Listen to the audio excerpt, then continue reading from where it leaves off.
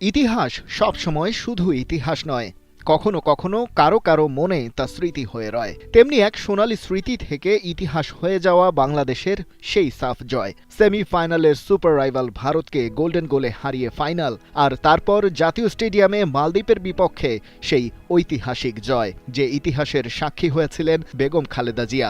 তিনি তখন দ্বিতীয় মেয়াদে বাংলাদেশের প্রধানমন্ত্রী।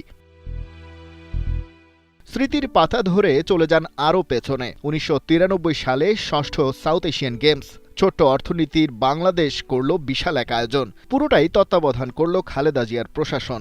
৭টা দেশ অংশ নেয় ১১ ডিসিপ্লিনে। জমকালো সেই আয়োজনের উদ্বোধন অবশ্য করেছিলেন তৎকালীন রাষ্ট্রপতি আব্দুর রহমান বিশ্বাস।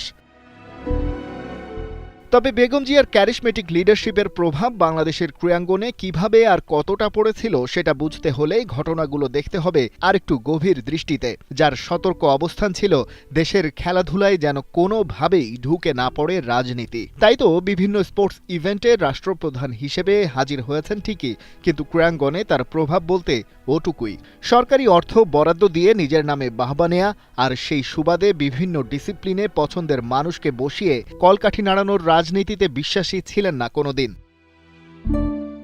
বেগম খালেদা জিয়ার এই পলিসি যে ১০০তে ১০০ কার্যকর ছিল তার প্রমাণ ছেলে আরাফাত রহমান কোকো। প্রতিষ্ঠিত ক্রীড়া সংগঠক স্রেফ খেলাধুলার প্রতি নিজের নেশা আর যোগ্যতা বলে যুক্ত হয়েছিলেন বাংলাদেশ ক্রিকেট বোর্ডে। ছিলেন ডেভেলপমেন্ট কমিটির চেয়ারম্যান। দেশের ক্রিকেটকে আমূলে বদলে দেয়ার মাস্টারমাইন্ড ছিলেন তিনি।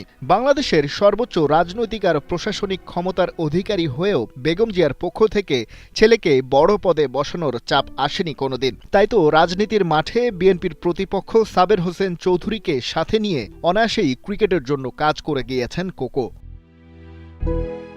কিন্তু কেবল খেলাধুলাকে বিরাজনীতিকরণ করেই তো আর উন্নতি আসে না। স্বপ্ন না দেখতে জানলে কখনো পৌঁছানো যায় না অভীষ্ট লক্ষ্যে। নিজের রাজনৈতিক বলয় থেকে খেলাধুলাকে দূরে সরিয়ে রাখলেও তার উন্নয়নের জন্য ছিল সুস্পষ্ট পলিসি। সাল ২০১৬। বেগম জিয়া তখন ক্ষমতা থেকে যেন বহু ক্রোশ দূরে। আরাফাত রহমান কোকো পৃথিবী ছেড়ে চলে গেছেন বছরখানেক আগে। সন্তানহারা সাবেক প্রধানমন্ত্রী ঘোষণা করলেন বিএনপির ভিশন ২০৩০, যার বড় একটা অংশ জুড়ে থাকল ক্রীড়াঙ্গন উন্নয়নের রোডম্যাপ। প্রতি জেলায় একটি আধুনিক প্রযুক্তি নির্ভর ক্রীড়া একাডেমি প্রতিষ্ঠা, মাল্টি গেমস ইভেন্টে বাংলাদেশের অর্জন বাড়াতে অলিম্পিক একাডেমি, সরকারি অনুদানের পাশাপাশি সিএসআর-এর আওতায় বেসরকারি বিনিয়োগ নিশ্চিত করা, স্কুল কলেজ বিশ্ববিদ্যালয় থেকে প্রতিভাবান খেলোয়াড় তুলে এনে জাতীয় তালিকা তৈরি ও ডিসিপ্লিন ভিত্তিক উন্নত প্রশিক্ষণ, আন্তর্জাতিক অঙ্গনে সফল ক্রীড়াবিদদের জাতীয় পুরস্কার, এবং এ সব কিছুর সাথে বরাবরের মতোই যোগ করা ছিল বেগম জিয়ার মূল দর্শন, ক্রীড়াঙ্গন এবং সব পর্যায়ের ক্রীড়া নেতৃত্বকে মূলধারার রাজনৈতিক প্রভাব থেকে বাইরে রাখতে হবে।